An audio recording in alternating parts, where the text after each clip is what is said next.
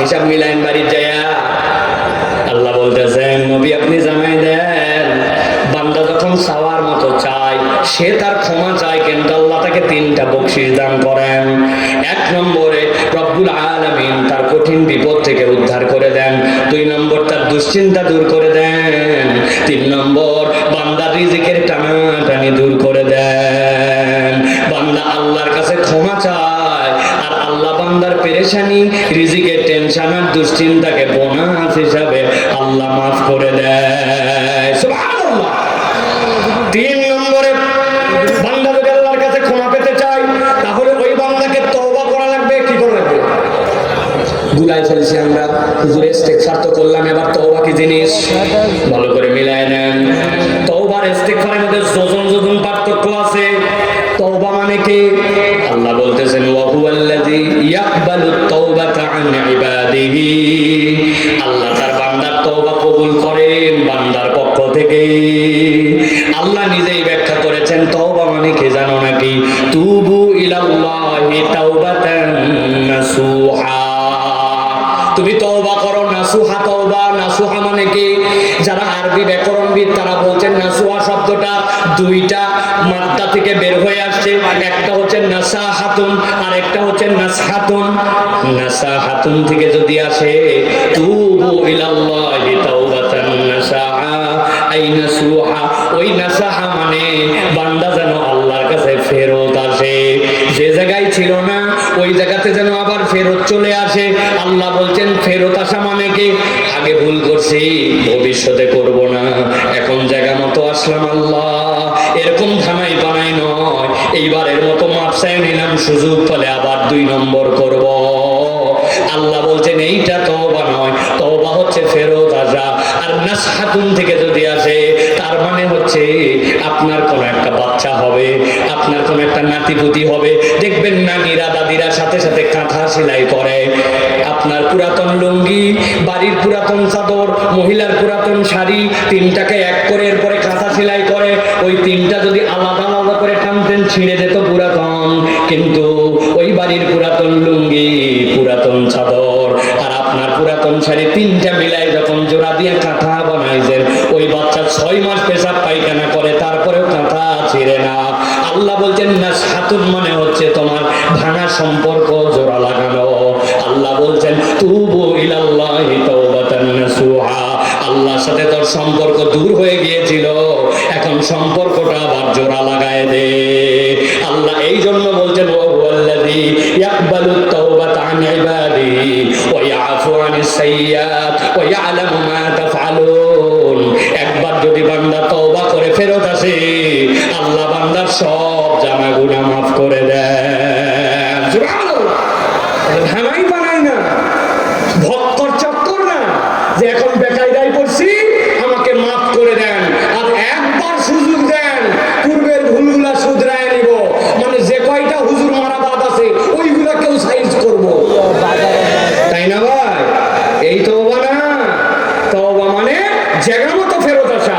তাহলে 1 নম্বর বলেছে ঈমান এবং নেক আমল, 2 নম্বর বলেছে আল্লাহর কাছে ক্ষমা চাওয়া, 3 নম্বর বলেছে তওবা।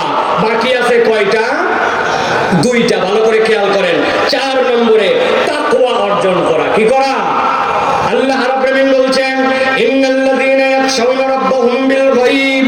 দুনিয়ার বুকে মানুষ যখন আল্লাহকে ভয় করে চলতে শুরু করে, ওই বান্দা যখন একবার হিসাব মিলায় রব্বুল আলামিনের সামনে আমাকে দাঁড়াতে হবে, কেউ আমাকে যেইটা দেখে না আমার রব সেইটা দেখে। আল্লাহ বলছেন ওই ভীতিটা যদি একবার বান্দার অন্তরে আসে, অদৃশ্যের প্রতি বান্দা যদি একবার ভীতি এসে যায়, আল্লাহ বলছেন লাহুম মাগফিরাতুন ওয়া আজরুন কাবীর।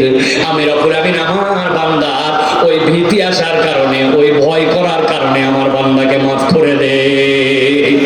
আল্লাহর কাছে হাত তুলেছে, রব্বুল আলামিনের কাছে সিজদায় গেছে, যাওয়ার পরে বলতেছে রব্বুল আলামিন আমি ওই ছোট্টবেলায় কোন বাড়িতে একটা বড়ইয়ের গাছ বেরিয়েছিল, আমি ওই বড়ই খাওয়ার জন্য একটা ঢেল মারছিলাম, অনেকগুলা বড়ই পড়ছে, কোন বড়ই 5টা বেছে বেছে খাইছিলাম, এখন এখন ওই গাছও নাই, মানুষও নাই, ক্ষমা যে চাইবো ওইখানে যাওয়ার উপায় নাই। কিন্তু এরকম একটা অপরাধ হয়ে গেছে যে এটা আমার হয়তো স্মৃতির মধ্যেও নাই। ছোট্টবেলায় কার সাথে কোন দোকান থেকে বাকি নিয়েছিলাম ওই টাকা আমি দেই নাই, মনেও নাই, দোকানদারও নাই। কত জীবনে আমার এরকম অপরাধ আছে যার কোনো ইয়াত্তা নাই। সাইকেল 5টা বন্ধু একসাথে রাখছিল স্কুলে, একজন শয়তানি করে পেরেক ঢুকায় দিয়ে একজনের টায়ার থেকে হাওয়া বের করে দিয়েছিল। কেউ দেখে নাই, জানেও নাই ওই ছেলে বিপদে পড়ছিল, কিন্তু আমার যেটা একটা অপরাধ ছিল এটা আমার মনেও নাই।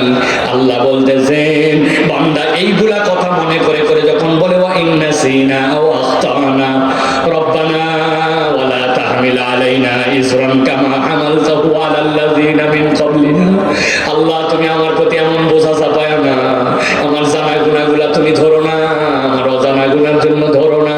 আর ভাবতেছে আল্লাহর সামনে দাঁড়ালে সব তো আমলনামায় চলে আসবে। ওই বান্দা আল্লাহকে ভয় করে এক ফোঁটা চোখে পানি আসতে দেরি নাই, রব্বুল আলামিন বান্দার গুনাহ খাতাগুলা মাফ করে দেয়, গুনাহ মাফ হয়ে যাবে। কিন্তু একটা শর্ত আছে, জনগণের হক যদি মাইরে খান, এই গুনার কোন রকম জনগণের থেকে মাফ না নিলে, বান্দার থেকে মাফ না নিলে আপনার মাফ হবে না। দেশের টাকা বিদেশে পাচার করে দিলেন, ব্যাংক হাওয়া করে দিলেন, দেশের মানুষকে মিথ্যা মামলায় ফাঁসায় দিলেন, আর টপ করে দেশ থেকে বার হয়ে যায়, মনে করছেন বাহ বাবা বাবা জন্মের বাঁচা বেঁচে গেলাম। আপনি বাঁচেন নাই, কেবল ফাঁসা শুরু। ঠিক না? অতএব বান্দার হক বান্দাকে ফেরত দিতে হবে। ঠিক তো জোরে বলতেছেন। বইয়ের মোহরানা এখনো আদায় করেন নাই, সন্তানের সম্পদ ঠিক মতো ছেলে মেয়ের মধ্যে বন্টন করেন নাই, কবে বাপ মরছে বোনের জমি এখনো দেন নাই, হাজি সাহেব এই সাবারও দাঁড়িয়ে নিয়ে ঠিক বলতেছে, আছে কিনা? সব হিসাব বরাবর করেন, হিসাব বরাবর করেন সব। আল্লাহর কাছে যায় কোনো কিচ্ছু এগুলা কুলাবে না। অতএব বান্দার হক এখান থেকে কখনো আপনি তওবা পাবেন না, বান্দার হক আদায় না করলে। এই জন্য প্রিয় ভাই, আল্লাহকে ভয় করতে হবে, আল্লাহর কাছে ক্ষমা পাওয়ার জন্য। সর্বশেষ যেটা বলবো, বান্দা যদি আল্লাহর কাছ থেকে ক্ষমা পেতে চায় তাহলে বান্দাকে আল্লাহর জন্য দান খয়রাত করা লাগবে। কি করা লাগবে? দান খয়রাত না করলে আল্লাহ রাব্বুল আমিনের কাছ থেকে আপনি ক্ষমা পাবেন না। আল্লাহ কুনজুস বান্দাকে পছন্দ করেন না। আস-সাখিয়্যু হাবিবুল্লাহ, যেই ব্যক্তিরা দান করে আল্লাহ রাব্বুল আমিন তাদেরকে পছন্দ করেন।